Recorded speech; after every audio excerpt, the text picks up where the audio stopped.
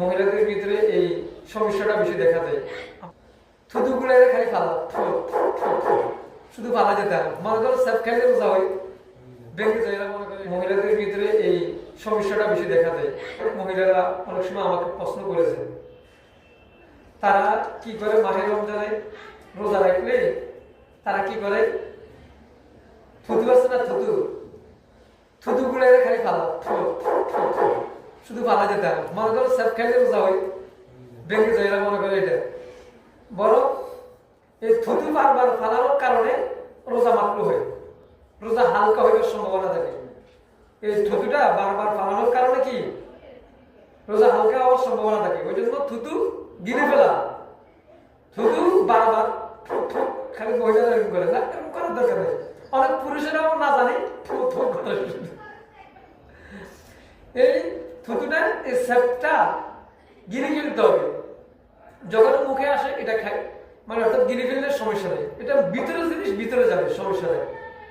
ওই জন্য থুতুরে বেশি করে মুখের ভিতরে জমা করে আবার এই ভিতরে ঢুকানো, এটা রোজা হালকা হয়ে যায় এগুলোর কারণে। ওই জন্য মুখের ভিতর থেকে থুতু বের করা যাবে না, বের না করে জমানো যাবে না।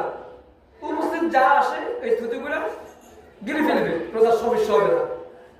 থুতু গিলে ফেললে রোজার কোনো সমস্যা হবে না, রোজার ভাঙবেও না।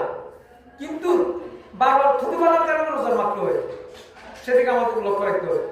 আর একটা কাজ করে কি মহিলারা, যখন তরকারি রান্না করতে যায়, তরকারি রান্না করার সময় এরা মনে করে, অনেক মহিলারা এটা জানে না যে যদি স্বামী যদি একটু রাগী মেজাজি হয়, গরম মেজাজের হয়, বদ মেজাজের হয়, তরকারি রান্না বান্না স্বাদ না হইলে, মজাদার না হইলে, তখন স্ত্রীর মাঠ দিবে, আচ্ছা করে মানে ধুনবে।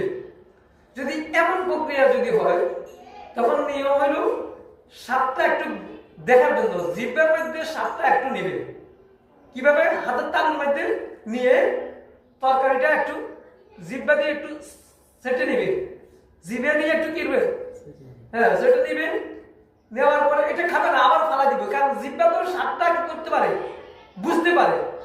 জিহ্বা কি করে, স্বাদটা বুঝতে পারে। সেজন্য ওই স্বাদটা কেমন হয়েছে না হয়েছে জিহ্বার মধ্যে লাগানোর পরে আবার থুতু দিয়ে কি এটা ফেলে দিবে, সমস্যা নাই।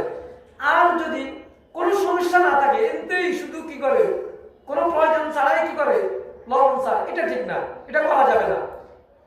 যদি সমস্যা হইতে পারে ফ্যামিলিতে, তারপরে লবণ চাইতে হবে, তখন লবণ চাওয়ার ক্ষেত্রে একটু এভাবে জিভে দিয়ে কি স্বাদটা একটু দেখে আবার থুতু করে ফেলে দিতে হবে। এটা খাইতে পারবে না, খাইলে রোজা মাকরুহ হবে, রোজা হালকা হয়ে যাবে।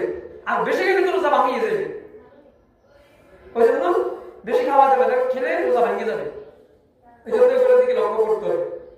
আবার অনেক সময় অনেক মহিলারা বলে থাকে, হুজুর রোজা অবস্থায় আমরা আমাদের এই ছোট সন্তানদেরকে, দুধের বাচ্চাকে আমরা কি স্তরের দুধ পান করাতে পারবো? হ্যাঁ পারবে, রোজা অবস্থায় পান করাতে পারবে, সমস্যা নেই।